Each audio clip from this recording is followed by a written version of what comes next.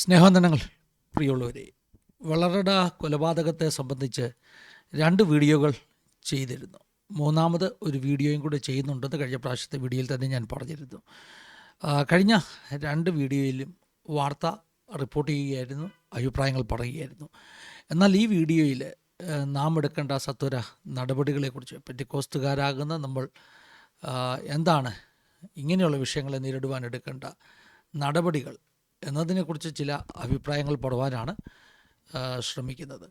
അല്ല എങ്കിൽ വാർത്ത റിപ്പോർട്ട് ചെയ്തു, അതോടുകൂടെ ഉത്തരവാദിത്വം കഴിഞ്ഞു എന്ന ഒരു ചിന്ത അത് ഒരിക്കലും ഉണ്ടാകാൻ പാടില്ല.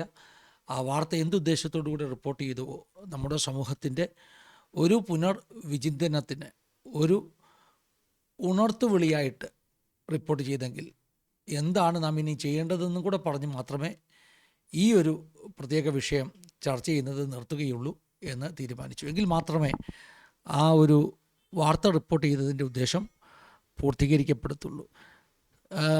മാധ്യമങ്ങൾ, മുഖ്യധാര മാധ്യമങ്ങളൊക്കെ തന്നെ ഇവരുടെ വിശ്വാസത്തെക്കുറിച്ച്, പെന്തിക്കോസ്റ്റൽ വിശ്വാസത്തെക്കുറിച്ചൊക്കെ ചർച്ച ചെയ്തു. അവർ ചർച്ച ചെയ്യുമ്പോൾ, അവർ റിപ്പോർട്ട് ചെയ്യുമ്പോൾ പെന്തിക്കോസ്റ്റൽ വിശ്വാസത്തെ അല്പം ഒന്ന് ഇകഴ്ത്തി പറയാനാണ് പലപ്പോഴും ഇങ്ങനെയുള്ള വാർത്തകൾ ഉപയോഗിക്കുന്നത്. അതുകൊണ്ട് തന്നെ നമ്മൾ കണ്ടില്ല കേട്ടില്ല എന്ന് നടിച്ചിരുന്നിട്ട് കാര്യമില്ല, ഇതിനെ ചർച്ച ചെയ്തേ മതിയാകുകയുള്ളൂ എന്ന് എൻ്റെ മനസ്സിലും ഞാൻ ഉറപ്പിക്കുവാൻ ഇടയായിത്തീർന്നു. ചിലരെങ്കിലും അങ്ങനെ പറയണ്ടായിരുന്നു എന്നുള്ള അഭിപ്രായമുള്ളവരൊക്കെയാണ്. പക്ഷേ ഞാൻ പിന്നെ ആവർത്തിക്കട്ടെ, ഇരുട്ടുകൊണ്ട് ഓട്ടയടച്ചിട്ട് കാര്യമില്ല. ഇനിയും പ്രജിന്മാർ നമ്മുടെ ഇടയിൽ സൃഷ്ടിക്കപ്പെടാതിരിക്കേണ്ടതിന് നാം ഉണർന്നേ മതിയാകുകയുള്ളൂ എന്ന ഒരു ചിന്തയാണ് എന്നെക്കൊണ്ട് ആസാദിയുടെ ചാനലിൽ ഇങ്ങനെയുള്ള പാഠഭേദങ്ങൾ ചെയ്യുവാൻ പിന്നെയും പ്രേരിപ്പിക്കുന്നത്. എന്തുദ്ദേശത്തോടു കൂടി ഈ വീഡിയോകൾ ചെയ്യുന്നുവെന്ന് മനസ്സിലാക്കി നാം അതിനെ ഉൾക്കൊള്ളണമെന്ന് ആദ്യം തന്നെ ഞാൻ അപേക്ഷിക്കുകയാണ്. ഒത്തിരി കാര്യങ്ങൾ ഈ വിഷയത്തിൽ ചർച്ച ചെയ്യുവാനുണ്ട്. സമയപരിമിതി നിമിത്തം ചുരുക്കമായിട്ട് ചില കാര്യങ്ങൾ പറയുകയാണ്. നമ്മുടെ പ്രേക്ഷകരുടെ കമൻസൊക്കെ ഞാൻ ശ്രദ്ധിച്ചിരുന്നു. അവരുടെ അഭിപ്രായങ്ങൾ വളരെ വാല്യുബിളായിട്ടുള്ള അഭിപ്രായങ്ങൾ രേഖപ്പെടുത്തിയവരുണ്ട്, പരിഹസിച്ചവരുണ്ട്, എടോ വാടോ എന്നൊക്കെ വിളിച്ച് സംസാരിച്ചവരുണ്ട്. എല്ലാ കമൻറ്റുകളെയും അതിൻ്റേതാകുന്ന സഹിഷ്ണുതയോടുകൂടി സ്വീകരിച്ച് ഉൾക്കൊണ്ടുകൊണ്ട്, ഞാൻ പറഞ്ഞല്ലോ, ഇത് ഒരു സ്വയം ശോധനയുടെ സമയങ്ങളാണ്, നമ്മെ തന്നെ സെൽഫ് എക്സാമിൻ ചെയ്യുന്ന സമയങ്ങളാണ്. പെന്തിക്കോസ്റ്റലിസത്തിൻ്റെ ഒരു ബ്യൂട്ടി അതാണ്. നാം ആന്തരികമായ വിമർശനങ്ങളെ അനുവദിക്കുന്നു. സഭയ്ക്കകത്ത് വിമർശിക്കുവാനൊക്കെ നമ്മൾ തയ്യാറാണ്. അത് പെന്തിക്കോസ്റ്റലിസത്തിൻ്റെ ഒരു ബ്യൂട്ടിയാണ്. അതുകൊണ്ടാണ് പെന്തിക്കോസ്റ്റൽ സമൂഹം, പെന്തിക്കോസ്റ്റൽ ഉണർവ് കഴിഞ്ഞ 100 വർഷങ്ങളായി നിലനിൽക്കുന്നത്.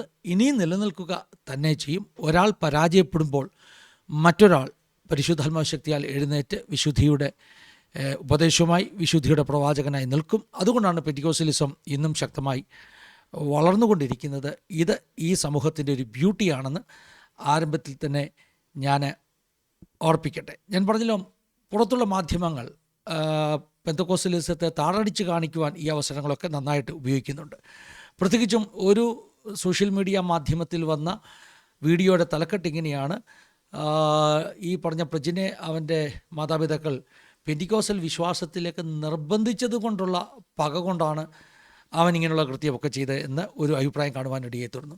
സത്യത്തിൽ അത് ശുദ്ധ ഫോഷ്കാണ്. അങ്ങനെയല്ല കാര്യങ്ങളുടെ സത്യാവസ്ഥ. അവൻ്റെ മാതാപിതാക്കളോ അവൻ്റെ ചർച്ചിലെ പാസ്റ്റേഴ്സോ ഒന്നും അവനെ പെന്തിക്കോസ്റ്റൽ വിശ്വാസത്തിലേക്ക് വരുവാൻ നിർബന്ധിച്ചത് കൊണ്ടൊന്നുമല്ല ഇങ്ങനെയൊക്കെ സംഭവിച്ചത്. അത് വെറുതെ പെന്തിക്കോസ്റ്റൽ വിശ്വാസത്തെ തകർക്കാൻ വേണ്ടി അതിനെതിരെ പറയുന്ന വാർത്തകളാണ് എന്ന് പറഞ്ഞ് ആ ഭാഗം ഞാൻ അവിടെ വിടുകയാണ്. കാരണം ഞാൻ പറഞ്ഞല്ലോ, ഇന്നത്തെ എൻ്റെ ഈ വീഡിയോയുടെ ലക്ഷ്യം ന്യൂസ് റിപ്പോർട്ടിംഗ് അല്ല, കാതലായ പ്രശ്നങ്ങളെ അഡ്രസ്സ് ചെയ്യുവാനുള്ള ചില ചിന്തകൾ മുൻപോട്ട് വെക്കുക എന്നുള്ളതാണ്. പെന്തിക്കോസ്റ്റൽ സമൂഹത്തിൽ കുറ്റവാളികൾ ഉണ്ടാകുന്നത് ആദ്യമായിട്ടൊന്നുമല്ല. സമൂഹം വളരുന്നതനുസരിച്ച് ഇതിനകത്തുള്ള ആളുകൾ കുറ്റകൃത്യങ്ങളിലും ചിലരൊക്കെ ഇൻവോൾവ് ആകുന്നത് സ്വാഭാവികമാണ്. പണ്ടൊന്നും പെന്തക്കോസ്റ്റൽ സമൂഹത്തിൽ ഇല്ലാത്ത പല കാര്യങ്ങളും ഇന്ന് നമുക്ക് ചുറ്റും കേൾക്കുന്നു. ഉദാഹരണം പറഞ്ഞാൽ ആത്മഹത്യകൾ പണ്ട് പെന്തക്കോസ്റ്റൽ സമൂഹത്തിൽ തുലവും വിരളവുമായിരുന്നു. അതുപോലെ തന്നെ വിവാഹമോചനങ്ങൾ പെന്തക്കോസ്റ്റൽ സമൂഹത്തിൽ കാണാൻ കിട്ടുകയില്ലായിരുന്നു. ഇന്ന് അത് വർദ്ധിച്ചിരിക്കുന്നു. ശുശ്രൂഷകരുടെ ഇടയിൽ പോലും അങ്ങനെയുള്ള അനുഭവങ്ങൾ ഉണ്ടായിക്കൊണ്ടിരിക്കുന്നു എന്നുള്ളത് വളരെ ദുഃഖകരമാകുന്ന ഒരു കാര്യമാണ്. അതുപോലെ തന്നെ ഈ പറഞ്ഞ ക്രിമിനൽ ആക്ടിവിറ്റീസ് ഈ അടുത്ത സമയങ്ങളിൽ നമ്മൾ കേൾക്കുന്ന പല വാർത്തകളിലും ഏതെങ്കിലും ഒരു പെന്തക്കോസ്റ്റുകാരൻ്റെ കാര്യയുടെ ഇൻവോൾവ്മെൻ്റ് ഉണ്ടെന്ന് കേൾക്കുമ്പോൾ സങ്കടം തോന്നാറുണ്ട്. ഒരു പ്രശ്നം, ഈ പെന്തക്കോസ്ത് സമൂഹത്തെ എവിടെ നിന്നും തിരിച്ചറിവാൻ കഴിയും. കാരണം ഈ ആഭരണമൊന്നും ഉപയോഗിക്കാത്തത് കൊണ്ട്, പ്രത്യേകിച്ച് അവരുടെ സ്ത്രീകൾ, അവരുടെ സംസാര ഭാഷ, ഇതൊക്കെ കേൾക്കുമ്പോൾ തന്നെ ആളുകൾക്ക് മനസ്സിലാവും ഇദ്ദേഹം ഒരു പെന്തിക്കോസ്റ്റൽ വിശ്വാസിയാണ്. ഞാൻ ഈ ന്യൂജൻ ചർച്ചകളെക്കുറിച്ചല്ല പറയുന്നത്. ആ കാര്യമൊക്കെ ഇന്ന് ഞാൻ നിശ്ചയമായിട്ട് ചർച്ച ചെയ്യും. ന്യൂജനും ഓൾഡ് ജനും ആരാണ് കുറ്റക്കാർ എന്നൊരു ചോദ്യം ഞാൻ ഇന്ന് അഡ്രസ്സ് ചെയ്യുന്നുണ്ട്. നിശ്ചയമായിട്ടും അതിനെക്കുറിച്ചൊക്കെ ചർച്ച ചെയ്യും. അപ്പോൾ പുതുതായിട്ടൊന്നുമല്ല ഇങ്ങനെയുള്ള സംഭവങ്ങൾ ഉണ്ടാകുന്നത്. ഇന്നൊരു പ്രജിനാണെങ്കിൽ കഴിഞ്ഞ ഇടയ്ക്ക് വാർത്തയിൽ വളരെ പ്രാധാന്യം നേടിയ ഒരു പേരാണ് കാർണവർ വധക്കേസ്. ഷെറിൻ, അതും ഒരു പെന്തിക്കോസ്റ്റൽ കുടുംബമാണെന്നുള്ളത് പണ്ടേ നമുക്കറിയാവുന്ന കാര്യമാണ്. കാർണവർ മരിച്ച സമയത്ത് തന്നെ അദ്ദേഹത്തിൻ്റെ ശവസംസ്കാര ശുശ്രൂഷയൊക്കെ മാധ്യമങ്ങളിലൂടെ നമ്മൾ കണ്ടതാണ്. ഒരു പെന്തിക്കോസ്റ്റൽ ശവസംസ്കാരമാണ് കാർണവർക്ക് ലഭിച്ചത്. ഒരു പെന്തിക്കോസ്റ്റൽ കുടുംബമാണ്. അങ്ങനെ കുറേ പ്രശ്നങ്ങൾ കഴിഞ്ഞ ഇടയ്ക്കൊക്കെ പെന്തിക്കോസ്റ്റൽ സമൂഹത്തിൽ ഉണ്ടായിട്ടുണ്ട്.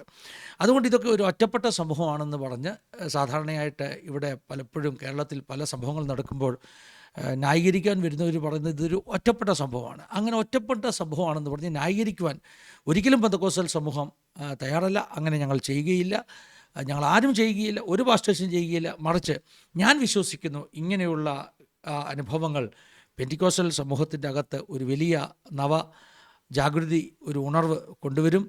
ആളുകൾ ഉണരും, തെറ്റുകളിൽ നിന്ന് നമ്മുടെ സമൂഹം മടങ്ങി വരുവാനിടയായിത്തീരും. പരിശുദ്ധാത്മാവിൻ്റെ അങ്ങനെ ഒരു പ്രവൃത്തി ഉണ്ടാകട്ടെ എന്ന് പ്രാർത്ഥിക്കുകയാണ്. അപ്പോൾ ഇന്നത്തെ വീഡിയോ ഡെഡിക്കേറ്റ് ചെയ്യുന്നത് നമ്മുടെ എല്ലാ പാസ്റ്റേഴ്സിനും, എല്ലാ ആത്മാർത്ഥതയോടെ ഈ സമൂഹം നന്നാകണമെന്ന് ആഗ്രഹിക്കുന്ന വിശ്വാസികൾക്കും വേണ്ടിയാണ്. അതായത് വേഷം കെട്ടി പെന്തക്കോസ്തിൽ ജീവിക്കുന്നവരല്ല, ആത്മാർത്ഥമായിട്ട് യേശുവിനെ സ്നേഹിച്ച് പെന്തക്കോസ്തിൽ ജീവിക്കുന്ന എല്ലാവർക്കും വേണ്ടി ഈ വീഡിയോ ഞാൻ സമർപ്പിക്കുകയാണ്. പ്രജിന്മാർ ഉണ്ടാകാതിരിക്കുവാൻ എന്ന തലക്കൊട്ടോടുകൂടെ. പെന്തക്കോസ്താണോ പ്രശ്നം? ആദ്യത്തെ ചോദ്യം ഞാൻ പറഞ്ഞു കഴിഞ്ഞു. അതായത് മാധ്യമങ്ങൾ പറഞ്ഞതുപോലെ പെന്തക്കോസ്താണ് പ്രശ്നം. അങ്ങനെയല്ല കേട്ടോ. പെന്തക്കോസ്ത് അല്ല പ്രശ്നം. പെന്തക്കോസ്ത് പരിശുദ്ധാത്മാവിൻ്റെ ശക്തിയായ പ്രവൃത്തിയാണ്. ആദ്യ നൂറ്റാണ്ടിലെ ക്രിസ്ത്യാനിറ്റിയുടെ ഒരു ആവർത്തനത്തിന് വേണ്ടിയുള്ള ആഗ്രഹമാണ്. ഇവിടെ വന്നവർ പാപവഴിയും ക്രൂരകൃത്യങ്ങളും ഒക്കെ ഉപേക്ഷിച്ച് നല്ല കുഞ്ഞാടുകളെപ്പോലെ കർത്താവിനെ പിൻപറ്റുവാൻ ആഗ്രഹിക്കുന്നവരാണ്. അതാണ് പെന്തക്കോസ്ത് സഭകളുടെ ഒരു ചരിത്രവും സ്വഭാവവും എന്നുള്ളത് നമ്മൾ മറക്കണ്ട. പെന്തക്കോസ്ത് അല്ല പ്രശ്നം. പെന്തക്കോസ്തിനെ ഒരു പഴഞ്ചൻ ആശയമായിട്ടൊക്കെ ചിത്രീകരിക്കുന്നവരുണ്ട്. അങ്ങനെയൊന്നുമില്ല കേട്ടോ. പെന്തക്കോസ്തുകാർ നവീകരിക്കപ്പെട്ടവരാണ്. അനുഗ്രഹിക്കപ്പെട്ട ഉപദേശം, ഒരുപക്ഷെ ഇങ്ങനെ വേണമെങ്കിൽ പറയാം, ഇന്ന് ഏറ്റവും അധികം ഒന്നാം നൂറ്റാണ്ടിലെ ഫസ്റ്റ് സെഞ്ചുറി ക്രിസ്ത്യാനിറ്റിയോട് കൂടെ ഏറ്റവും അടുത്ത് നിൽക്കുന്ന, ഉപദേശത്തിൽ അടുത്ത് നിൽക്കുന്ന സമൂഹമാണ് പെന്തിക്കോസ്റ്റൽ സമൂഹം. വേദപുസ്തകം പഠിപ്പിക്കുന്ന പുതിയ ഉപദേശത്തോട് ഞാനൊരു ശതമാനക്കണക്ക് പറഞ്ഞാൽ എത്രത്തോളം ശരിയാകുമെന്ന് എനിക്കറിയത്തില്ല. ഒരു 95%, ഒരു 98% വേദപുസ്തകത്തിൻ്റെ ഉപദേശത്തിൽ നിൽക്കുന്ന സഭയാണ് പെന്തിക്കോസ്റ്റൽ സഭ. അതുകൊണ്ട് പെന്തക്കോസ്ത് അല്ല പ്രശ്നം. പെന്തക്കോസ്തിൻ്റെ ഉപദേശം വളരെ അടിസ്ഥാനമുള്ള, അടിത്തറയുള്ള, വേദപുസ്തകത്തിൽ അധിഷ്ഠിതമാണെന്നുള്ളതിന് യാതൊരു സംശയമില്ല. ദൈവം ഒരിക്കലും വേദപുസ്തകത്തിൽ അടിസ്ഥിതമായി നിൽക്കുന്ന ഒരു കൂട്ടത്തെ തള്ളിക്കളയുകയില്ല, തള്ളിക്കളഞ്ഞിട്ടില്ല. കാരണം അവർ ഉപദേശത്തിൽ നിൽക്കുന്നത് കൊണ്ട്, അല്പമേ ശക്തിയുള്ളെങ്കിലും വചനം കാക്കുന്നത് കൊണ്ട് അവരെ ഒരിക്കലും കർത്താവ് തള്ളിക്കളയില്ല എന്ന് നാം മനസ്സിലാക്കണം. പിന്നെ സംഭവിക്കുന്നത് വ്യക്തിപരമായ ജീവിതങ്ങളിലെ മൂല്യച്യുതിയാണ്. പഴയ പ്രവാചകന്മാർ ഒക്കെ ഇസ്രായേലിലെ പുരോഹിതവർഗത്തെയൊക്കെ നോക്കി പ്രവചിച്ചതുപോലെ പുഴുക്കുത്തു പിടിച്ച കുറേ നേതൃത്വം, ഇടയന്മാർ, കള്ളപ്രവാചകന്മാരായ പ്രവാചകന്മാർ, ഇതൊക്കെ ഒത്തിരി നമ്മുടെ സമൂഹത്തിൽ ഉണ്ടായിരിക്കുന്നു. അമിതമായ മെറ്റീരിയലിസം നമ്മുടെ സമൂഹത്തിലേക്ക് നുഴഞ്ഞ് കയറിയിരിക്കുന്നു. ജീവിത ലക്ഷ്യങ്ങൾ മാറിയിരിക്കുന്നു. യഥാർത്ഥ പ്രവാചകന്മാർ നമ്മുടെ ഇടയിൽ ഇല്ലാതെ പോയിരിക്കുന്നു. ഇതൊക്കെയാണ് ഈ സമൂഹം ഇന്ന് നേരിടുന്ന ഏറ്റവും വലിയ പ്രശ്നം. വിശദീകരിക്കാൻ എനിക്ക് ആഗ്രഹമുണ്ട്. എന്നാൽ 1-2 വിഷയങ്ങൾ വളരെ പ്രധാനപ്പെട്ടത് ചർച്ച ചെയ്ത് മുൻപോട്ട് പോകാം. അപ്പോൾ ഒന്നാമത്തെ ചോദ്യം, പെന്തക്കോസ്താണോ പ്രശ്നം എന്നുള്ളതാണ്. അല്ല, പെന്തക്കോസ്തല്ല പ്രശ്നം. കടതീർന്ന ഡോക്ട്രിനാണ് പെന്തക്കോസ്തിൻ്റേത്. രണ്ടാമത്, ഈ പ്രജിൻ്റെ വിഷയങ്ങളൊക്കെ കേൾക്കുമ്പോൾ സാത്താൻ സഭകളുമായിട്ട് ഉള്ള ബന്ധത്തെക്കുറിച്ച് പഠിക്കാനിടയായിത്തുള്ളൂ. ഇത് വളരെ ഗൗരവത്തിൽ ചർച്ച ചെയ്യേണ്ട ഒരു വിഷയമാണ്. കേരള സമൂഹം ഇന്ന് നേരിടുന്ന വളരെ വലിയൊരു പ്രശ്നം. നിങ്ങളൊരു കാര്യം ശ്രദ്ധിച്ചാൽ മനസ്സിലാകും. ഞാൻ ഇത് ആവർത്തിച്ച് പറഞ്ഞ് എനിക്ക് തന്നെ സങ്കടം തോന്നുന്നു, ഇത്രയും ആവർത്തിക്കേണ്ടതുണ്ടോ എന്ന്. പല പാഠഭാഗത്തിലും പറഞ്ഞതാണ്. കേരള സമൂഹത്തിൽ ഇന്ന് വളരെ മോശമായ ജീവിതശൈലികൾ, കുറ്റകൃത്യങ്ങളൊക്കെ ഒത്തിരി വർദ്ധിച്ച് പെരുകുന്നു. അതായത് മറ്റെങ്ങും കേൾക്കാത്തതുപോലെയുള്ള ക്രൂരകൃത്യങ്ങളാണ് കേരള സമൂഹത്തിലിപ്പം നടന്നുകൊണ്ടിരിക്കുന്നത്. എത്ര ഡിഗ്രിയെന്ന് എനിക്കറിയില്ല. ഇതിൻ്റെയൊക്കെ പിന്നിൽ കേരളത്തിൽ നടക്കുന്ന അന്ധകാരത്തിൻ്റെ ശക്തിയോടുള്ള ഉപാസനകൾ, ആരാധനകൾ ഒക്കെ കാരണമാണ്. കേരള സമൂഹത്തെ ദൈവത്തിൻ്റെ സ്വന്തം നാടെന്ന പേരിൽ നിന്ന് ചെകുത്താൻ്റെ സ്വന്തം നാടെന്ന പേരിലേക്ക് മാറ്റുവാൻ സാത്താന്യ പ്രവർത്തനങ്ങൾ ശക്തമായി കേരളത്തിലുണ്ട്. സാത്താൻ സഭകളുടെ പ്രവർത്തനങ്ങൾ, അതുപോലെ തന്നെ ദുർമന്ത്രവാദങ്ങൾ, ആഭിചാരക്രിയകൾ, ഇങ്ങനെയുള്ള കാര്യങ്ങളൊക്കെ കേരളത്തിൽ ശക്തമായിട്ട് നടക്കുന്നുണ്ട്. അതിൻ്റെ ഒരു എഫക്റ്റാണ് ഈ ദിവസങ്ങളിലൊക്കെ നമുക്ക് ചുറ്റും കാണുന്നത്. അന്ധവിശ്വാസങ്ങൾ, മനുഷ്യക്കുരുതി പോലും നടന്നു എന്ന് പറയുമ്പോൾ നമ്മളെ അത്ഭുതപ്പെടുത്താറില്ലേ? നോർത്ത് ഇന്ത്യയിലെ ഏതെങ്കിലും വിദ്യാഭ്യാസമില്ലാത്ത സ്ഥലമല്ല കേരളത്തിൽ മനുഷ്യക്കുരുതി. ഈ അടുത്ത സമയത്ത് ട്രിവാൻഡ്രത്ത് നിന്ന് ചില സംഭവങ്ങൾ, അതിനെല്ലാം ഈ പറഞ്ഞ അന്ധവിശ്വാസങ്ങളുമായിട്ട് ബന്ധമുണ്ടായിരുന്നു. ട്രിവാൻഡ്രത്ത് മാത്രമല്ല മറ്റ് പല സ്ഥലങ്ങളിലും അന്ധവിശ്വാസങ്ങളുമായി ബന്ധമുള്ള ഒത്തിരി സംഭവങ്ങൾ കേരളത്തിൽ ഉണ്ടായിക്കൊണ്ടിരിക്കുന്നു. കഷായം കൊടുത്തു കൊന്ന ഗ്രീഷ്മ അങ്ങനെ ചെയ്തത് ഏതോ ജ്യോത്സ്യൻ പറഞ്ഞിരുന്നെന്നാണ് പറയുന്നത്. ആദ്യ ഭർത്താവ് മരിക്കുമെന്ന്. അങ്ങനെ ഒരു ആദ്യ ഭർത്താവിനെ ഉണ്ടാക്കി അവനെ കൊന്നതാണെന്നൊക്കെ നമ്മൾ കേട്ടു. അതുപോലെ തന്നെ ജ്യോത്സ്യന്മാരാരോ ഒക്കെ ഇടപെട്ടിട്ടാണ് ഇപ്പോൾ ഒരു കുഞ്ഞിനെ എടുത്ത് കിണറ്റിലിട്ട ഒരു സംഭവം ഉണ്ടായത്. പിന്നെ അതുപോലെ തന്നെ നെയ്യാറ്റിൻകരയിൽ തന്നെയാണല്ലോ ഒരു സമാധി പ്രശ്നം ഉണ്ടായത്. പിന്നെ ഇപ്പോൾ നമ്മൾ ഈ കാണുന്ന ഈ സംഭവം, ഇതിനകത്തെല്ലാം ക്രൂരമായ വളരെ വലിയ അന്ധവിശ്വാസങ്ങളുടെ ഒരു സാന്നിധ്യമുണ്ട്. കേരളം അന്ധവിശ്വാസങ്ങളുടെ ഒരു ക്യാപിറ്റലായി മാറിയിരിക്കുന്നു. സാത്താന്യ ശക്തികളുടെ ഒരു തേർവാഴ്ചയാണ് നടക്കുന്നത്. എൻ്റെ പ്രേക്ഷകർ 2-3 പേര്, ഒരാളല്ല കേട്ടോ, 2-3 പേര് എനിക്ക് മെസ്സേജ് ഇടുവാനിടയായി തീർന്നു. കേരളത്തിലൊക്കെ പല സ്ഥലങ്ങളിൽ കേന്ദ്രീകരിച്ച് യൗവനക്കാരെ ടാർഗറ്റ് ചെയ്യുന്ന ഗ്രൂപ്പുകളുണ്ട്. അതായത് സോഷ്യൽ മീഡിയയിലൂടെയൊക്കെ യൗവനക്കാരെ, പ്രത്യേകിച്ച് ദൈവമക്കളുടെ കുഞ്ഞുങ്ങളെ കെണിയിൽ വീഴ്ത്തി ട്രാപ്പ് ചെയ്ത് സാത്താന്യ ആരാധനയിലേക്കും ദൈവമില്ല എന്ന വിശ്വാസത്തിലേക്കൊക്കെ കൊണ്ടുപോകുന്ന പർപ്പസ്ഫുള്ളി പ്രവർത്തിക്കുന്ന ഗ്രൂപ്പുകളുണ്ട് എന്ന് എൻ്റെ പ്രേക്ഷകർ പ്രവാനടിയായി തീർന്നു. അതിനകത്ത് സാത്താൻ സഭകളുടെ കൈകളുണ്ട്. കാരണം പാസ്റ്റർമാരെയും ദൈവമക്കളുടെ കുഞ്ഞുങ്ങളെയും ഒക്കെ വഴിതെറ്റിക്കുക എന്ന ഉദ്ദേശത്തോടെ പർപ്പസ്ഫുള്ളി പ്രവർത്തിക്കുന്ന ഗ്രൂപ്പുകളുണ്ട് എന്ന് ചില പ്രേക്ഷകർ എന്നോട് പറവാനിടയായി തീർന്നു. അത് തിരുവനന്തപുരം ജില്ലയിൽ വളരെ ശക്തമാണെന്നും പറവാനിടയായി തീർന്നു. ഇത് നമുക്ക് തരുന്ന മുന്നറിയിപ്പ്. സഭ ഉറങ്ങാൻ പാടില്ല, ഉണർന്ന് പ്രാർത്ഥിക്കേണ്ട സമയമാണ്. ഒരു ദേശത്ത് അന്ധകാരങ്ങൾ കൊടികുത്തി വാഴുമ്പോൾ സഭ ഉണർന്ന് പ്രാർത്ഥിച്ചേ മതിയാകുള്ളൂ. പക്ഷേ ഇന്നത്തെ പ്രശ്നം, നമ്മുടെ ചർച്ചുകൾ പോരാടുകയും പ്രാർത്ഥിക്കുകയും ചെയ്യുന്നത് ഇങ്ങനെയുള്ള അന്ധകാര ശക്തികളോടല്ല. നമുക്ക് പോരാട്ടമുള്ളത് ജഡരക്തങ്ങളോടല്ല എന്ന് വേദപുസ്തകം പഠിപ്പിക്കുമ്പോൾ, വാഴ്ചകളോടും അധികാരങ്ങളോടുമാണെന്ന് വേദപുസ്തകം പഠിപ്പിക്കുമ്പോൾ, നാം ജഡരക്തങ്ങളോട് പോരാടി യുദ്ധം ചെയ്ത് നമ്മൾ നമ്മുടെ എനർജി, നമ്മുടെ അഭിഷേകം നഷ്ടപ്പെടുത്തുന്നു. നാം പോരാടേണ്ട ആത്മമണ്ഡലത്തിലെ അന്ധകാര ശക്തികളോട് പോരാടുവാൻ കഴിയുന്നില്ല. കേരളത്തിലെ സ്പിരിച്വൽ അറ്റ്മോസ്ഫിയർ മാറത്തക്കവണ്ണം ഉണർന്ന് പ്രാർത്ഥിക്കുന്ന ദൈവമക്കൾ നമ്മുടെ സഭകൾക്കിടയിൽ ഉണ്ടാകണമെന്ന് ഞാനും പ്രാർത്ഥിക്കുകയാണ്. അത് ഈ കാലഘട്ടത്തിൻ്റെ വളരെ വലിയ ആവശ്യമാണ്. മറക്കാനാവാത്ത, ഒഴിവാക്കാനാവാത്ത വളരെ വലിയ ആവശ്യമാണ്. അതുകൊണ്ട് കേരളത്തിൻ്റെ ആത്മമണ്ഡലത്തെ മാറ്റുവാൻ നമുക്ക് കഴിയണം. അത് അത്യാവശ്യമാണ്. സാത്താൻ സഭകൾ കേരളത്തിലുണ്ടെന്നുള്ളത് പരക്കെ അംഗീകരിക്കപ്പെട്ട സത്യമാണ്. അവർ പലപ്പോഴും ഇങ്ങനെയുള്ള കുൽസിത പ്രവർത്തനങ്ങളിലൂടെയാണ് അവരുടെ വേരുകൾ ഉറപ്പിക്കുന്നത്. സാത്താൻ സഭയിൽ അംഗത്വം ലഭിക്കണമെങ്കിൽ ഡോക്ടർ റിബേക്ക ബ്രൗണൊക്കെ എഴുതിയ പുസ്തകത്തിൻ്റെ അടിസ്ഥാനത്തിൽ ഏറ്റവും വലിയ പാപങ്ങളിൽ ഒന്ന് ചെയ്യണം. ഏറ്റവും വലിയ പാപങ്ങളിൽ ഒന്ന് ചെയ്യണം. പ്രത്യേകിച്ച് കൊലപാതകം പോലെയുള്ള, വ്യഭിചാരം പോലെയുള്ള, വ്യഭിചാരത്തിൽ തന്നെ അതിന് പല ഗ്രേഡുണ്ട്. ഏറ്റവും മോശപ്പെട്ട ഈ ലൈംഗിക പാപങ്ങൾ ചെയ്യുക, ഇതൊക്കെ പിന്നെ റിബേക്ക ബ്രൗണിൻ്റെ പുസ്തകത്തിലൊക്കെ കാണാം. അതുപോലെ തന്നെ അബോർഷൻ സാത്താന് കൊടുക്കുന്ന ബലിയാണ് എന്നാണ് സാത്താൻ സഭകൾ അവർ ഇതിനെ കാണുന്നത്. അപ്പോൾ അങ്ങനെയുള്ള ഒത്തിരി ദുർനടപ്പുകൾ കേരളത്തിൽ നിന്ന് പരക്കെ നടക്കുന്നുണ്ട്. കേരളത്തിൻ്റെ വലിയൊരു പ്രശ്നമായിട്ട് ഞാൻ മനസ്സിലാക്കിയത് കേരളത്തിലെ ലഹരി, മദ്യം, ഇതിൻ്റെയൊക്കെ ഒഴുക്കാണ്. പ്രത്യേകിച്ചും ലിബറൽ ആശയങ്ങളുള്ള ഭരണകൂടങ്ങൾ നിലനിൽക്കുന്നിടത്തോളം അവരിങ്ങനെയുള്ള കാര്യങ്ങളെയൊന്നും നിരുത്സാഹപ്പെടുത്തത്തില്ല. ദൈവവും ദേവനുമില്ലാത്ത മനുഷ്യർക്ക് മദ്യത്തെ തടയാൻ എന്താ അവർക്ക് കാര്യം? പണമാണ് അവരുടെ ദൈവം.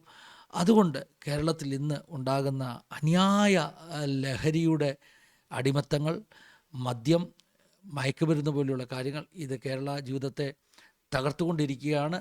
ഇതിനൊരു മാറ്റം വന്നേ മതിയാകത്തുള്ളൂ. പ്രസംഗങ്ങൾ, നിയമങ്ങൾ, ബോധവൽക്കരണം എല്ലാം ഇതിനകത്ത് വേണമെന്ന് ഞാൻ വിശ്വസിക്കുന്നു. അതോടൊപ്പം തന്നെ പ്രാർത്ഥനയും വളരെ ആവശ്യമാണെന്ന് ഞാൻ വിശ്വസിക്കുന്നു. സമയ ചുരുക്കം കൊണ്ട് ആ ഭാഗം അവിടെ വിടുകയാണ്. അടുത്തതായിട്ട് ഈ പ്രജിൻ്റെ വിഷയത്തിൽ ചില ആളുകൾ പറഞ്ഞത് സിനിമ, അതായത് പ്രജിൻ സിനിമ പഠിക്കുവാൻ പോയി. ഇവിടെ കുറേ കാര്യങ്ങൾ പറഞ്ഞേ മതിയാകുള്ളൂ. ഈ സിനിമാ മേഖലയെന്നൊക്കെ പറഞ്ഞാൽ പലപ്പോഴും ആത്മീയരായവർക്ക് നിൽക്കുവാനോ കാണുവാനോ ഒന്നും പറ്റാത്ത ഒരു മേഖലയാണ്. അതിൻ്റെ അന്തർമന്ദിരങ്ങളിൽ നടക്കുന്നത് എന്താണെന്ന് ഈ ദിവസങ്ങളിലൊക്കെ നമ്മൾ പല മാധ്യമങ്ങളിലൂടെ അറിഞ്ഞുകൊണ്ടിരിക്കുകയാണ്. അപ്പോൾ വല്ലാത്ത ഒരു മേഖലയാണ്. ഇവിടെ കുറേ ചോദ്യങ്ങളുണ്ട്. ചിലർ ചോദിച്ചു, പ്രജിൻ്റെ അപ്പനും അമ്മയും എന്തിനാണ് ഇവനെ സിനിമ പഠിപ്പിക്കാൻ വിട്ടത്? പെന്തക്കോസ്ത് കുടുംബങ്ങൾ സിനിമ കാണുന്നവരാണോ? സിനിമ പഠിക്കാൻ പിന്നെ എന്തിനാണ് അവനെ വിട്ടത്? ഇവിടെ ഒരു കാര്യം മനസ്സിലാക്കണം. എനിക്ക് ആ മാതാപിതാക്കളെ കുറ്റം പറയാൻ പറ്റത്തില്ല. കാരണം ലഭ്യമായ വിവരങ്ങളുടെ അടിസ്ഥാനത്തിൽ ഈ പയ്യൻ വളരെ അപ്പനെയും അമ്മയും ഒതുക്കി ഭയപ്പെടുത്തി ഒക്കെ നിർത്തുക. അവൻ പൈസ ചോദിച്ചാൽ കൊടുത്തേ പറ്റത്തുള്ളൂ. അത് സിനിമ പഠിക്കാനാണെങ്കിലും എന്തിനാണെങ്കിലും അവരെ ഭീഷണിപ്പെടുത്തി കാശ് വാങ്ങിച്ചുകൊണ്ട് പോകുന്ന ഒരു അനുഭവമാണ് ഉണ്ടാകുന്നത്. അതുകൊണ്ട് നമുക്കവരെ കുറ്റപ്പെടുത്തുവാൻ പറ്റത്തില്ല. പക്ഷേ സിനിമയെക്കുറിച്ച് 2 വാക്കുകൾ പറയണം. കാരണം പഴയ പെന്തക്കോസ്ത് കുടുംബങ്ങളിലൊന്നും സിനിമ കാണുന്ന അനുഭവമില്ലായിരുന്നു. പക്ഷേ ഇന്ന് സങ്കടം എന്ന് പറഞ്ഞാൽ ഇന്ന് ഒരുവിധപ്പെട്ട പെന്തക്കോസ്തുകാരെല്ലാം സിനിമ കാണുന്നവരാണ്. അപ്പോൾ നിങ്ങൾക്ക് ഒത്തിരി ചോദ്യങ്ങളുണ്ട്. സിനിമ കാണുന്ന ഭാവമാണ് പാസ്റ്റർ എന്നൊക്കെ ചോദിക്കും. പക്ഷേ എൻ്റെ വ്യക്തിപരമായ ഒരു അനുഭവം, ദൈവത്തിന് അത്ര വലിയ സന്തോഷമുള്ള കാര്യമൊന്നുമില്ല സിനിമ. ഞാനൊരിക്കൽ ഇതിനെക്കുറിച്ച് ദൈവസന്നിധിയിൽ പ്രാർത്ഥിച്ചപ്പോൾ, കർത്താവേ, സിനിമ കാണുന്നത് തെറ്റാണോ ശരിയാണോ, നിൻ്റെ ഹിതം എന്താണെന്ന് എന്നോട് സംസാരിക്കണമെന്ന് പ്രാർത്ഥിച്ചപ്പോൾ എനിക്ക് 119 സങ്കീർത്തനത്തിലെ ഒരു വാക്യമാണ് ലഭിച്ചത്. വ്യർത്ഥ കാര്യങ്ങളിൽ നിന്ന് ഞാൻ എൻ്റെ കണ്ണിനെ അകറ്റുന്നു എന്നൊരു വചനം കർത്താവിൻ്റെ മുമ്പിൽ ഒരു റെഫറൻസ് എഴുതി കാണിച്ചു. ഞാൻ തുടർന്ന് വായിച്ചു നോക്കിയപ്പോൾ എനിക്ക് അത്ഭുതം തോന്നി. മായയായതിൽ നിന്ന്, അങ്ങനെയാണ് ഇംഗ്ലീഷ് വാനിറ്റി എന്നാണ്, വാനിറ്റി ആയതിൽ നിന്ന് എൻ്റെ കണ്ണുകളെ ഞാൻ സൂക്ഷിച്ച് നിൻ്റെ വചനത്താൽ ഒഴിയുന്നു. അപ്പോൾ ഇതൊക്കെ വാനിറ്റിയാണ്, മായയായതാണ്. ഇത് നമ്മെ നന്മയിലേക്കല്ല കൂടുതൽ തിന്മയിലേക്കാണ് നടത്തുന്നത്. പ്രത്യേകിച്ചും കേരളത്തിൽ ഇന്ന് പുറത്തു വരുന്ന, ഈ കാലഘട്ടങ്ങളിൽ പുറത്തു വന്നുകൊണ്ടിരുന്ന പല സിനിമകൾക്കും വളരെ മോശപ്പെട്ട ആശയങ്ങളാണ് കേരള ജനതയുടെ അകത്തേക്ക് കൊടുക്കുന്നത്. കുത്തഴിഞ്ഞ ലൈംഗിക ജീവിതത്തെക്കുറിച്ചുള്ള സിനിമകൾ, സാത്താൻ ആരാധനയെക്കുറിച്ചുള്ള സിനിമകൾ, ഇങ്ങനെയുള്ള കാര്യങ്ങളെ ഒക്കെ പുണ്യവൽക്കരിച്ചു കൊണ്ടുള്ള സിനിമകൾ, അത് കേരളീയ സമൂഹത്തിൽ വലിയ ഇമ്പാക്റ്റാണ് ഉണ്ടാക്കിയിരിക്കുന്നത്. പ്രത്യേകിച്ചും ചെറുപ്പക്കാരുടെ ഇടയിൽ. അതുകൊണ്ട് സിനിമ ഒരു വല്ലാത്ത ലോകമാണ്. ദൈവമക്കൾക്ക് പറ്റുന്ന ലോകമല്ല. പക്ഷേ കഷ്ടമെന്ന് പറയട്ടെ, ഇന്ന് സിനിമ കാണാത്തവർ പെന്തക്കോസ്തിൽ കുറവാണ്, മൊല്ലിച്ചുതിയാണ്.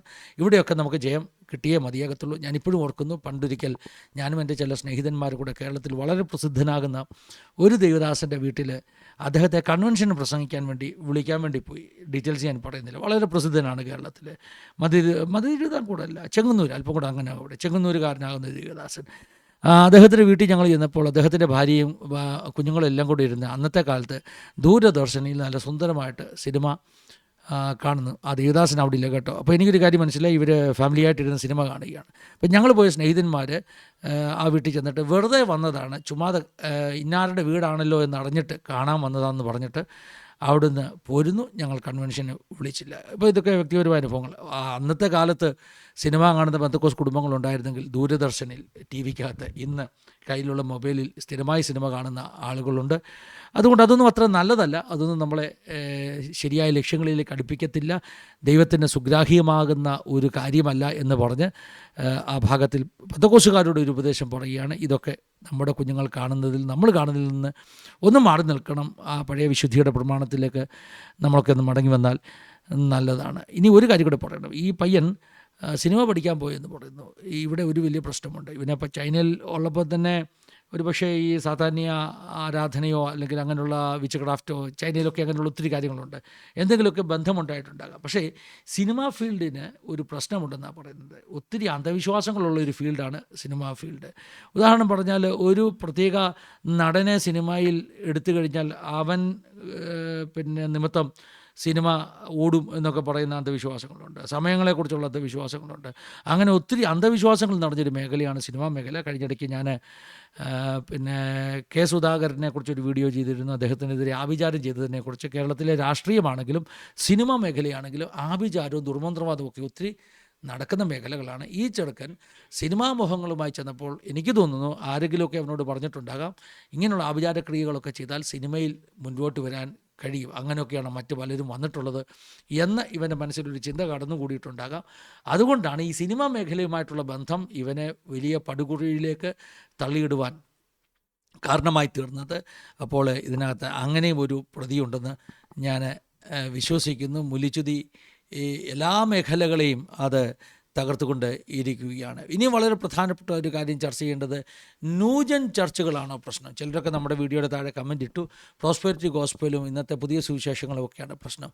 ഞാൻ അതിനോട് ഒന്ന് എതിരഭിപ്രായം പറയുകയാണ്. നൂജൻ ചർച്ചുകൾ അല്ല പ്രശ്നം. കാരണം ഓൾഡ് ജൻ ചർച്ചുകൾ പരാജയപ്പെട്ടതാണ് പ്രശ്നം. ഈ പഴയ പെന്തക്കോസ്ത് സഭകൾ പണ്ടുണ്ടായിരുന്ന ആത്മീക നിലവാരത്തിൽ സൂക്ഷിക്കപ്പെടാത്തത് കൊണ്ട്, പണ്ടത്തെ പോലെ ദൈവഭയവും പ്രവാചകന്മാരും ആത്മീക ശുശ്രൂഷകളും ഒക്കെ നമ്മുടെ ഇടയിൽ ഇല്ലാത്തത് കൊണ്ട് നാം പരാജയപ്പെട്ടതാണ് പ്രശ്നം.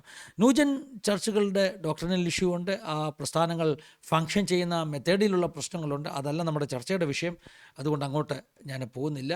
ന്യൂജൻ അവിടെ നിൽക്കട്ടെ, ന്യൂജൻ അല്ല പ്രശ്നം. ഓൾഡ് ജനിൻ്റെ അകത്തുള്ള ഫെയിലിയേഴ്സാണ് പ്രശ്നം. നമ്മൾ വെറുതെ ന്യൂജൻകാരാണ് കുഴപ്പക്കാരെന്ന് പറഞ്ഞ് അവരുടെ മേൽ പഴിചാരി നമ്മൾ രക്ഷപ്പെടാനൊന്നും ശ്രമിക്കേണ്ട. ഓൾഡ് ജൻ നമ്മളാണ് കുഴപ്പക്കാർ, അതായത് പഴയ പെന്തക്കോസ്തുകാരായ നമ്മളാണ് കുഴപ്പക്കാർ. ഞാൻ പെന്തക്കോസ്തിൻ്റെ 3-ാം തലമുറയാണ്.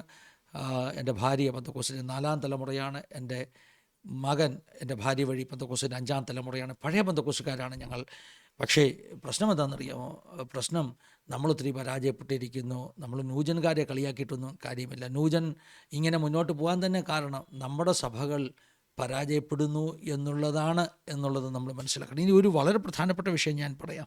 പഴയ പെന്തക്കോസ്ത് സഭകൾക്കിടയിൽ ഒരു പരിധിവരെ ഉപദേശത്തെ പിടിച്ചു നിർത്തുവാൻ കാരണമായി തീർന്നത് ഇൻഡിപെൻഡൻറ്റ് ചർച്ചുകളാണ്. അതായത് ഒത്തിരി ചെറിയ ചെറിയ ഇൻഡിപെൻഡൻറ്റ് ചർച്ചുകളുണ്ടായിരുന്നു. വിശുദ്ധിയുടെ പ്രമാണങ്ങൾ അണുവിട ചലിക്കാതെ മറ്റ് പലരും അങ്ങോട്ടും ഇങ്ങോട്ടും പോയാലും മാറിപ്പോകാതെ നിൽക്കുന്ന സഭകളുണ്ടായിരുന്നു. ഒരു ചെറിയ ഉദാഹരണം പറഞ്ഞാൽ കല്ലുമല്ല സഭയെക്കുറിച്ച് കേട്ടിട്ടില്ലേ? കല്ലുമല്ല സഭയെക്കുറിച്ച് നമ്മൾ ഇവിടെ വളരെ സ്ട്രിക്റ്റ് ചർച്ചാണ്.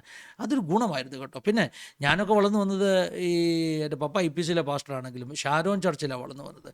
എൻ്റെ ചെറുപ്പകാലത്ത് ഷാരോൻ ഒരു വലിയ ഇൻഡിപെൻഡൻറ്റ് ചർച്ചായിട്ടാണ് ആ കാലഘട്ടത്തിൽ അറിയപ്പെട്ടത്. ഞങ്ങൾ അന്ന് അഭിമാനത്തോടു കൂടി പറയുമായിരുന്നു, വലിയ വഴക്കും തല്ലുമൊന്നും ഇല്ലാത്ത, വലിയ ചർച്ച് പൊളിറ്റിക്സ് ഇല്ലാത്തൊരു സഭയാണ് ഷാരോൻ സഭ എന്ന് അന്ന് ഞങ്ങൾ പറയുമായിരുന്നു. ഞാൻ 25-28 വർഷങ്ങൾക്ക് മുമ്പുള്ള കാര്യമാണ് പറയുന്നത്. അന്ന് ഒത്തിരി ഇൻഡിപെൻഡൻറ്റ് ചർച്ചുകൾ ഉണ്ടായിരുന്നു. ഇൻഡിപെൻഡൻറ്റ് ചർച്ചുകളുടെ ലക്ഷ്യം സത്യസന്ധമായിട്ട് വേദപുസ്തകത്തിന് വേണ്ടി നിൽക്കുക എന്നുള്ളതായിരുന്നു. പക്ഷേ ഇപ്പോഴത്തെ ഒരു പ്രശ്നം, ഇപ്പോൾ ഇൻഡിപെൻഡൻറ്റ് ചർച്ചുകൾ എന്ന വാക്കുകൾ കേൾക്കാനില്ല.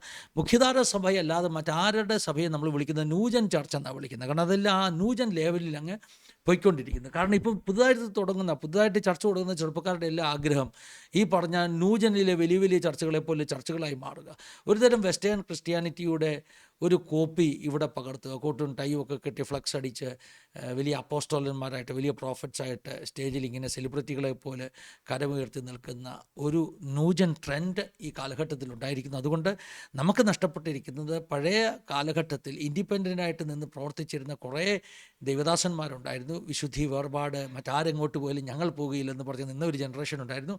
ആ ഒരു കൂട്ടം ഇന്ന് പെന്തക്കോസ്തിൽ ഇല്ലാതായിരിക്കുന്നു. ഞങ്ങളുടെയൊക്കെ കാലത്ത് എനിക്ക് ഓർമ്മയുണ്ട്, റാന്നിയിലെ ഒരു എബ്രഹാം സാറൊക്കെ ഉണ്ടായിരുന്നു. ദൈവസഭ, അതായത് ഓരോ ലോക്കൽ സ്ഥലങ്ങളുടെ പേരിൽ ദൈവസഭ എന്ന പേരിൽ അറിയപ്പെടുന്ന, എൻ്റെ ഓർമ്മ ശരിയാണെങ്കിൽ PC എബ്രഹാം സാർ എന്നായിരുന്നു എൻ്റെ ഓർമ്മ ശരിയാണെങ്കിൽ. അദ്ദേഹത്തിൻ്റെ പേര് റാന്നി അക്കരെ ഉണ്ടായിരുന്ന ഒരു സ്കൂൾ അധ്യാപകനായിരുന്നു അദ്ദേഹത്തിൻ്റെ കൂടെ ദൈവസഭ എന്ന് മാത്രമേ അവർക്ക് പേരുണ്ടായിരുന്നുള്ളൂ. അദ്ദേഹത്തിൻ്റെ കൂടെ അസോസിയേറ്റ് ചെയ്യുന്ന കുറേ ദേവദാസന്മാരുണ്ട്. തിരുവല്ല ഭാഗത്തുള്ള ഒരു ജെയ്ക്ക് പാസ്റ്റർ, അതുപോലെ തന്നെ ഞങ്ങളുടെ ഏഴോയിലുള്ള ഒരു സണ്ണി പാസ്റ്റർ, ഇവരൊക്കെ പഴയ ഇൻഡിപെൻഡൻറ്റ് ചർച്ചുകൾ, എൻ്റെ അറിവിലുള്ള ചർച്ചുകളാണ്. അവരൊക്കെ വളരെ കഠിനമാകുന്ന ഉപദേശങ്ങൾക്ക് വേണ്ടി നിന്നവരാണ്. ആ ഒരു കൂട്ടം ഇന്ന് പെന്തക്കോസ്തിലില്ല. ഒന്നിൽ ട്രഡീഷണലായിട്ടുള്ള ആളുകൾ, അല്ലെങ്കിൽ പിന്നെ ഈ ന്യൂജൻ ആളുകൾ.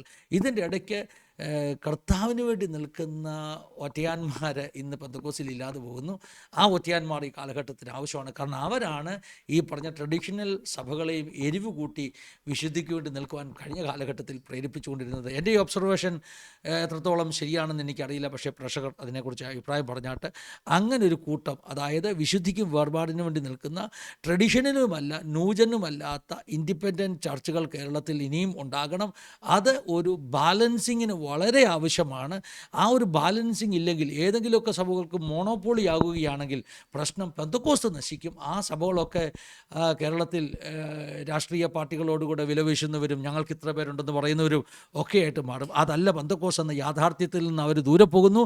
അത് നമ്മുടെ സമൂഹത്തെ നശിപ്പിക്കുന്നു. ഞാൻ മുമ്പേ പറഞ്ഞതുപോലെ ജഡത്തിലാണ് പോരാടുന്നത്, ജഡികരോടാണ് പോരാടുന്നത്, ജഡികമായിട്ടാണ് പോരാടുന്നത്. അങ്ങനെയുള്ള വലിയ വമ്പൻ സഭകൾ കേരളത്തിൽ വർദ്ധിച്ചു വരും.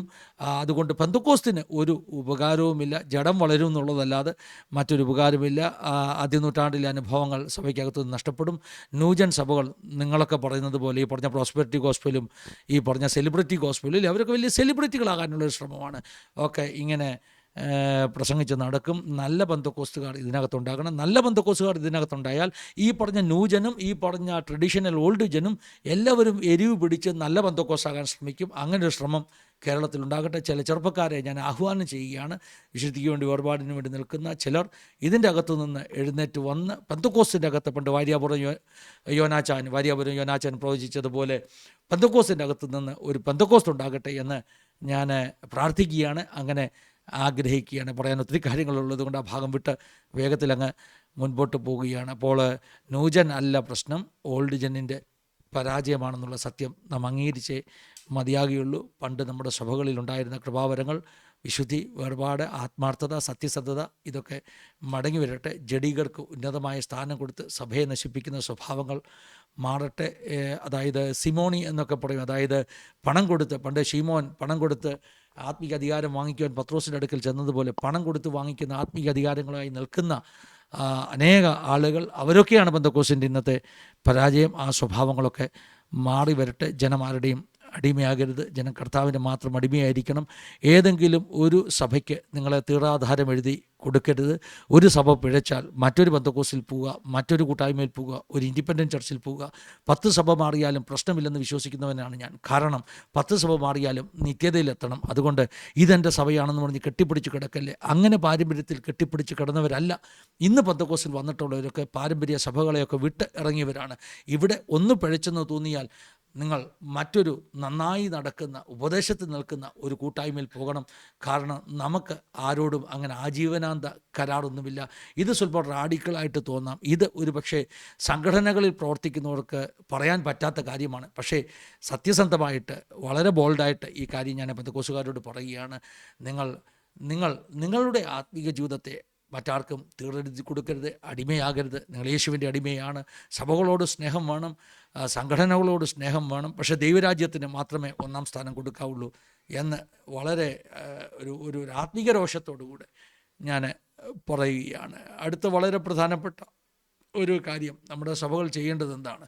നമ്മുടെ സഭകൾ ഇന്ന് ചെറുപ്പക്കാർ നേരിടുന്ന ചലഞ്ചുകളെ മനസ്സിലാക്കണം. അതിനനുസരിച്ചുള്ള യൂത്തിൻ്റെ ഇടയിൽ വർക്ക് ചെയ്യുന്ന മൊമെൻറ്റ്സ് എല്ലാ ചർച്ചിലും ഉണ്ടാകണം. യൂത്തിനെ ശ്രദ്ധ കൊടുക്കണം. അവരുടെ ജീവിതത്തിലെ പ്രശ്നങ്ങൾ മനസ്സിലാക്കണം. അവരെ കർത്താവിൽ നിന്ന് ദൂരത്താക്കുകയില്ല, അടുപ്പിക്കുകയാണ് നമ്മുടെ ലക്ഷ്യം. സ്നേഹത്തോട്, കരുണയോടുകൂടെ, കൃപയോടുകൂടെ അവരെ കൈകാര്യം ചെയ്യുന്ന ദൈവമക്കൾ, അവരെ മനസ്സിലാക്കുന്ന യങ്സ്റ്റേഴ്സ് നമ്മുടെ ചർച്ചിൻ്റെ അകത്ത്, യങ്ങായിട്ടുള്ള ശുശ്രൂഷകന്മാർ നമ്മുടെ ചർച്ചിൻ്റെ അകത്ത് എഴുന്നേൽക്കണം. ഒരു വലിയ തലമുറയെ വാർത്തെടുക്കേണ്ട ഉത്തരവാദിത്വത്തോടെ നാം പ്രവർത്തിക്കണം. ഇനിയും പറയേണ്ട കുറേ കാര്യങ്ങൾ മാതാപിതാക്കളോടാണ്. മാതാപിതാക്കൾ കുഞ്ഞുങ്ങളെ വളർത്തുമ്പോൾ ശ്രദ്ധിക്കേണ്ട ചില കാര്യങ്ങൾ. നല്ല കുടുംബബന്ധമുള്ള കുടുംബങ്ങളിലെ നല്ല കുഞ്ഞുങ്ങൾ വളർന്നു വരത്തുള്ളൂ. അപ്പനും അമ്മയും ദിവസവും വഴക്കുണ്ടാക്കുന്ന, അപ്പനും അമ്മയും യാതൊരു ലോഹ്യമില്ലാത്ത, ഈ പറഞ്ഞ ചർച്ചിൽ ആരാധനയ്ക്ക് പോകുമ്പോൾ അന്യഭാഷ പറയുന്നു, വീട്ടിൽ വന്നു കഴിഞ്ഞാൽ തമ്മിലടിക്കുന്ന കുടുംബങ്ങളൊക്കെ ആണെങ്കിൽ അതിനകത്തുനിന്ന് നല്ല കുഞ്ഞുങ്ങളൊന്നും ഉണ്ടാകത്തില്ല. അപ്പോൾ നിങ്ങളുടെ കുടുംബാന്തരീക്ഷമാണ് നിങ്ങളുടെ കുഞ്ഞുങ്ങളെ നന്നായിട്ട് വളർത്തിയെടുക്കുന്നത്. അപ്പനും അമ്മയും കുഞ്ഞുങ്ങളോട് ചേർന്ന് പ്രാർത്ഥിക്കുന്ന ഒരു അന്തരീക്ഷത്തിൽ വളർന്നു വന്ന കുഞ്ഞ് അതേ അന്തരീക്ഷത്തിൽ മുൻപോട്ട് പോകും. അല്പമൊക്കെ അവൻ്റെ ജീവിതത്തിൽ പരാജയം വന്നാലും സ്നേഹത്തോടു കൂടി അവനെ ഉപദേശിച്ച് മടക്കിക്കൊണ്ടുവരുവാൻ പറ്റും. പലപ്പോഴും ഒത്തിരി പ്രാർത്ഥിച്ചിട്ടും മറുപടി കിട്ടാത്തതിൻ്റെ കാരണം എന്താണെന്നറിയോ? സാത്താൻ അവകാശം പറയുന്ന എന്തെങ്കിലുമൊക്കെ നമ്മുടെ കുടുംബങ്ങളിൽ ഇന്നും ഉണ്ടെന്നുള്ളത് കൊണ്ടാണ്. അല്ല, പ്രാർത്ഥനയുടെ ശക്തി പോയത് കൊണ്ടൊന്നുമല്ല. അതുകൊണ്ട് ഒത്തിരി പരാജയങ്ങൾ നമ്മുടെ കുടുംബങ്ങൾക്കകത്തുണ്ട്. പുത്തൂരത്തെ വിശ്വാസ ജീവിതമൊക്കെ മാറ്റിയിട്ട് നല്ല വിശ്വാസികളായി നമുക്ക് മാറണം. ഞാൻ എപ്പോഴും പറയുന്നത്, ഈ പെന്തക്കോസ്തിൻ്റെ 2ാം തലമുറയും 3ാം തലമുറയ്ക്കൊക്കെ പറ്റിയത് അവർ ലോത്തിൻ്റെ ജനറേഷനാണ്. പച്ചപ്പ് തിരഞ്ഞെടുത്ത് പോയ ലോത്ത്. നമ്മുടെ 1ാമത്തെ തലമുറ വിശുദ്ധിക്ക് വേണ്ടി നിന്നു. അവരുടെ മക്കൾ അനുഗ്രഹിക്കപ്പെട്ടു. അതായത് ഈ പറഞ്ഞ നല്ല പച്ചപ്പുള്ള ദേശങ്ങളിൽ അവർ പോയി, ഇഷ്ടം പോലെ പണമായി. അതുകൊണ്ട് 3ാം തലമുറയ്ക്ക് വന്ന ഒരു അനുഗ്രഹവും ശാപവും എന്ന് പറഞ്ഞാൽ അവർ വളർന്നു വന്നത് ഈ പറഞ്ഞ സമൃദ്ധിയുടെ മടിത്തട്ടിലാണ്. പണം ഇഷ്ടം പോലെ കണ്ട് വളർന്ന കുഞ്ഞുങ്ങൾ. അങ്ങനെയുള്ള പ്രാരബന്ധങ്ങൾ ഒന്നുമില്ല. അപ്പനും അമ്മയെ സഹായിക്കട്ടെ. പഴയ തലമുറയ്ക്ക് അങ്ങനെയല്ല. അപ്പനും അമ്മയും പട്ടിണി കിടക്കുമ്പോൾ മോൻ ജോലി ചെയ്ത് ശമ്പളം അയച്ചു കൊടുക്കണം. ഇന്നത്തെ തലമുറയ്ക്ക് അങ്ങനെ ആവശ്യമൊന്നുമില്ല. അപ്പനും അമ്മയും സെറ്റിൽഡാണ്. അവർ മക്കളെ പഠിപ്പിച്ചു, ഇഷ്ടംപോലെ പണം ഉണ്ടാക്കിയിട്ടുണ്ട്.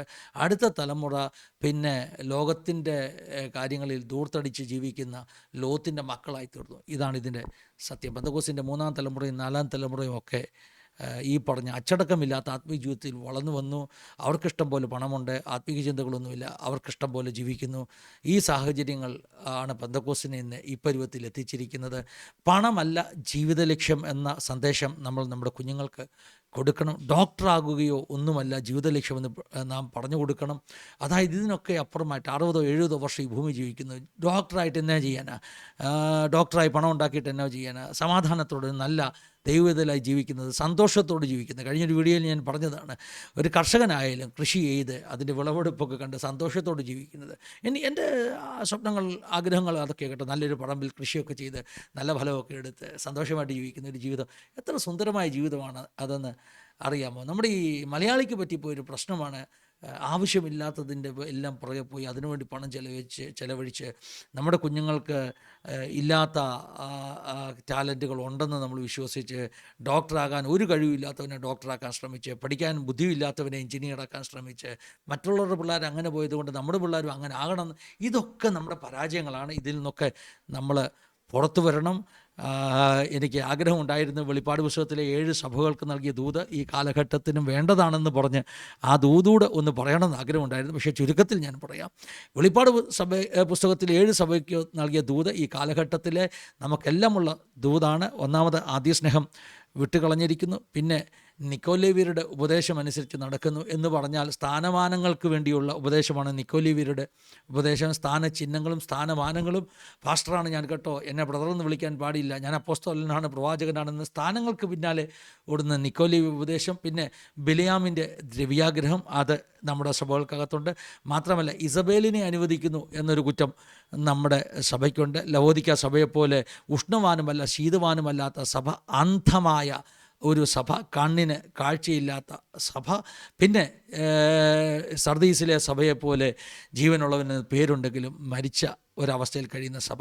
ആ 7 സഭകൾക്ക് പറ്റിയ ദൂത് നമ്മുടെ ചർച്ചകളിൽ നന്നായിട്ട് പാസ്റ്റർമാർ പഠിപ്പിക്കട്ടെ. അങ്ങനെ പഠിപ്പിച്ചാൽ നമ്മുടെ സഭ ഒരു ഉണർന്ന നല്ല സഭയായി മാറും, ദൈവം സ്നേഹിക്കുന്ന സഭയായി മാറുമെന്ന് മാത്രം പറഞ്ഞ് വിശദീകരിക്കാതെ ആ ഭാഗത്ത് നിന്ന് അങ്ങ് മടങ്ങുകയാണ്. ഒറ്റ കാര്യം കൂടെ അവസാനമായിട്ട് പറയുന്നത്, കഴിഞ്ഞ ഞായറാഴ്ച അതിൻ്റെ മുമ്പിൽ ഒരു വെള്ളിയാഴ്ച പ്രാർത്ഥനയ്ക്കൊക്കെ കേരളത്തെക്കുറിച്ച് ചില ദൂതുകൾ, ഇന്ത്യയെക്കുറിച്ചുള്ള ചില ദൂതുകൾ ഞാൻ ഞങ്ങളുടെ ചർച്ചിലെ മീറ്റിങ്ങുകളിൽ പറഞ്ഞിരുന്നു. പലരും അങ്ങനെയുള്ള മെസ്സേജസ് കേൾക്കുന്നില്ല എന്നുള്ളത് എൻ്റെ ഒരു സങ്കടമാണ്. കേരളത്തിൻ്റെ ഏറ്റവും വലിയ പ്രശ്നം കേരളത്തിലെ മദ്യപാനമാണ്, കേരളത്തിലെ ലഹരിയുടെ അടിമത്തമാണ്, കേരളത്തിലെ ലൈംഗിക അരാജകത്വമാണ്, പ്രത്യേകിച്ചും ഇൻസെസ്റ്റ് റിലേഷൻഷിപ്പ്, രക്തബന്ധങ്ങൾക്കിടയിലുള്ളവരുടെ ഇടയിലുള്ള പാപപ്രക്രിയകൾ. ഇതൊക്കെ ഞാൻ അന്ന് ആ മീറ്റിങ്ങിൽ പറഞ്ഞിരുന്നു. കഴിഞ്ഞ സൺഡേ ഞങ്ങളുടെ ചർച്ചിൽ പറഞ്ഞ വാക്യം മീഖ പ്രവാചകൻ്റെ പുസ്തകം 7-ാം അധ്യായത്തിലെ ആദ്യത്തെ വാക്യമാണ്. മീഖ പറയുന്നത്, എനിക്ക് അയ്യോ കഷ്ടം. കാരണം എന്താണെന്ന് പറഞ്ഞാൽ, ഞാൻ അത്തിയുടെ തലപ്പഴമാണ് കുതിച്ചത്, എന്നാൽ കാലാപുറക്കുന്നവനായി ഇരിക്കുന്നു. അതിനടുത്ത വാക്യത്തിൽ പറഞ്ഞു, ഭക്തനില്ലാതെ പോയിരിക്കുന്നു. അത്തിയുടെ തലപ്പഴം എന്ന് പറഞ്ഞാൽ ദേശത്തെ ഭക്തന്മാരാണ്, ദേശത്തെ പ്രവാചകന്മാരാണ്, ദേശത്തെ വിശ്വസ്തന്മാരാണ്. നമ്മുടെ ഈ കാലഘട്ടത്തിൻ്റെ പ്രശ്നം, നമുക്ക് ഈ കാലഘട്ടത്തിൽ അത്തിയുടെ തലപ്പഴം ഇല്ല എന്ന് പറഞ്ഞാൽ ടോപ്പ് ക്വാളിറ്റിയുള്ള ആ നല്ല അത്തിപ്പഴം നമ്മുടെ ഇടയിൽ ഇല്ല. ഭക്തൻ, വിശ്വസ്തൻ, പ്രവാചകൻ നമ്മുടെ ഇടയിലില്ല. ഭാര്യാപരം യോനാചാനെ പോലെയുള്ള അഭിഷക്തന്മാർ ഈ കാലഘട്ടത്തിലില്ല, പ്രവാചകന്മാരില്ല. ഫേസ്ബുക്കിൽ പ്രോഫറ്റ് എന്ന് പേരെഴുതുന്ന പ്രവാചകന്മാരുണ്ട്. അവർക്ക് വെളിപ്പാടുമില്ല, ദർശനവുമില്ല. അവർ ദൈവത്തിൻ്റെ ആലോചന സഭയിൽ നിന്നിട്ടില്ല. മണ്ടൻ പ്രവചനങ്ങൾ, ആളുകളെ ഇളക്കി മറിക്കാനുള്ള പ്രോസ്പെരിറ്റി പ്രവചനങ്ങളല്ലാതെ അവരൊന്നും ചെയ്യുന്നില്ല. യഥാർത്ഥ പ്രവാചകന്മാർ ഈ കാലഘട്ടത്തിൽ ആവശ്യമാണ്. എനിക്കാഗ്രഹം അത്തിയുടെ തലപ്പഴം പെന്തക്കോസ്തിൽ ഉണ്ടാകണമെന്ന്. പക്ഷേ ഞാൻ കാണുന്നത് ആമോസ് കണ്ടതുപോലെ ഒരു കുട്ട നിറച്ച് പഴുത്ത് ചീഞ്ഞുപോയ പഴങ്ങളെയാണ്, പുഴുക്കുത്തു വന്ന പഴങ്ങളെയാണ്. പുഴുക്കുത്തു വന്ന പഴങ്ങൾ, ആപ്പിൾ നിറയെ പുഴുക്കളാണെന്ന് നമ്മുടെ ഇലോൺ മസ്ക് കഴിഞ്ഞ ദിവസം പറഞ്ഞതെങ്കിൽ ഞാൻ കാണുന്നത് പുഴു നിറഞ്ഞ കുറേ അത്തിപ്പഴങ്ങളെയാണ്. കൊതിക്കുന്നത് തലപ്പഴം. എന്താണെന്നറിയാമോ? ഈ കാലാപുറക്കുന്നവൻ്റെ പ്രശ്നം, കർഷകൻ തലപ്പഴമെല്ലാം ആദ്യമേ പറിച്ചങ്ങെടുക്കും. പിന്നെ മിച്ചം വരുന്നത് പുഴുകുത്തിയതും ആർക്കും വേണ്ടാത്തതും കീടം കടിച്ചതുമൊക്കെ ആയിരിക്കും. അപ്പോൾ അങ്ങനെ വന്നപ്പോൾ ഇന്ന് പെന്തക്കോസ്തിലുള്ള ശേഷിക്കുന്നതൊക്കെ ഈ പുഴുകുത്തിയതാണ്. പുഴുകുത്തിയ പഴങ്ങളല്ല നമുക്ക് വേണ്ടത്. പ്രാർത്ഥിച്ചാട്ട് ദൈവമേ, അത്തിയുടെ തലപ്പഴം പെന്തക്കോസ്തിൽ പിന്നെയും വെളിപ്പെടണം. നല്ല പ്രവാചകന്മാർ, നല്ല അപ്പോസ്തലന്മാർ, നല്ല പാസ്റ്റേഴ്സ്. ഞാൻ പുതിയ തലമുറയെ ചലഞ്ച് ചെയ്യുകയാണ്. നിങ്ങളൊരു തീരുമാനമെടുക്കുക. ഞാനൊരു നല്ല പാസ്റ്ററായിരിക്കും. എനിക്ക് ഇപ്പോൾ നിലവിലിരിക്കുന്ന പ്രായം ചെന്ന ദേവദാസന്മാരെ മെരുക്കാനും മാറ്റാനും ഒന്നും പറ്റത്തില്ലെന്ന് എനിക്കറിയാം. അവർക്ക് മാറാൻ പറ്റുമെന്ന് തന്നെ സംശയമാണ്. പക്ഷേ പ്രാർത്ഥിക്കാം. പരിശുദ്ധാത്മാവ് അവരുടെ ഹൃദയങ്ങളിൽ ആ ശുദ്ധവെള്ളമൊന്ന് തെളിച്ച്, വചനത്തിൻ്റെ ശുദ്ധവെള്ളമൊന്ന് തെളിച്ച് ഒരു മടങ്ങിവരും അവർക്ക് നൽകാൻ കൊടുത്തിരുന്നെങ്കിൽ നന്നായിരുന്നെന്ന് ഞാൻ പ്രാർത്ഥിക്കാം. പക്ഷേ നിങ്ങൾക്ക് പറ്റും കേട്ടോ, പുതിയ തലമുറയ്ക്ക് പറ്റും കേട്ടോ. പുതിയ തലമുറയിൽ നിന്ന് അസാധാരണമാകുന്ന സമർപ്പണമായി ഒരു കൂട്ടം എഴുന്നേറ്റ് വരട്ടെ എന്ന് പ്രാർത്ഥിക്കുന്നു. അവരിലാണ് എൻ്റെ പ്രതീക്ഷ. അങ്ങനെ ഒരു കൂട്ടം ഈ കാലഘട്ടത്തിലുമുണ്ട്. കൃപയാലുള്ള തിരഞ്ഞെടുപ്പിൻ പ്രകാരം ബാലിന് മുട്ടുമടക്കാത്ത 7000 ഉണ്ടായിരുന്നുവെന്ന് ഏലിയാവിനോട് പറഞ്ഞതുപോലെ ഈ കാലഘട്ടത്തിലും വിശുദ്ധിക്ക് വേണ്ടി നിൽക്കുന്ന കൃപയാലുള്ള തിരഞ്ഞെടുപ്പിൻ പ്രകാരം ഒരു കൂട്ടമുണ്ട്. പക്ഷെ അവർ ചിതറിക്കിടക്കുന്നു. അവരൊന്നിച്ചു വരട്ടെ, അവർ ഒന്നിച്ചു നിൽക്കട്ടെ. പെന്തക്കോസ്തിൻ്റെ അകത്തൊരു ഉണർവ് വേണമെന്ന് ആഗ്രഹിക്കുന്ന, ഒരു മാറ്റം വേണമെന്ന് ആഗ്രഹിക്കുന്ന, മറഞ്ഞിരിക്കുന്ന ചില ബാലിന് മുട്ടുമടക്കാത്തവർ ഈ കാലഘട്ടത്തിൽ കർമ്മയിൽ വീഴുന്ന ഒരു അഗ്നിയുടെ മുമ്പിൽ ഒന്നിച്ചു കൂടട്ടെ എന്ന് ഞാൻ പ്രാർത്ഥിക്കുന്നു. അങ്ങനെ ഉണ്ടാകുമെന്ന് ഞാൻ വിശ്വസിക്കുന്നു. അതാണ് പെന്തക്കോസ്തിൻ്റെ ഭാവി. ദൈവം എല്ലാവരെയും സഹായിക്കുകയും അനുഗ്രഹിക്കുകയും ചെയ്യട്ടെ. God bless you all. Have A wonderful time.